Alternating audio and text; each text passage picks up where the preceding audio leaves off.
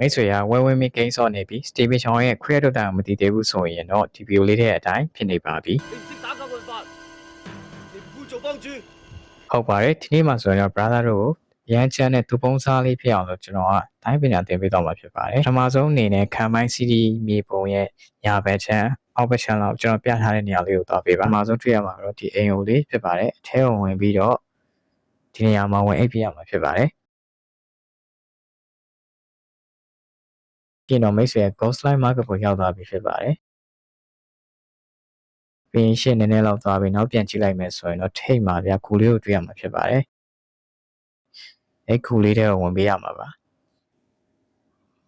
ပြီးရင်ရှေ့ဆက်သွားမယ်ဆိုရင်တော့ chest bar ကိုတွေ့ရမှာဖြစ်ပါတယ်အဲ့ဒါကိုဖွင့်ပေးလိုက်မယ်ဆိုရင်တော့မိတ်ဆွေကသူပုံစံလေးဖြစ်သွားပါပြီပြီးရင်တော့ခုလိုလိုက်တီးလို့ရပါပြီဒီဗီဒီယိုမကြည့်ရတဲ့မိတ်ဆွေတကယ်ချင်းတို့ share ပြီးတော့ဒီပုံစံပေးဖြစ်လိုက်ပါ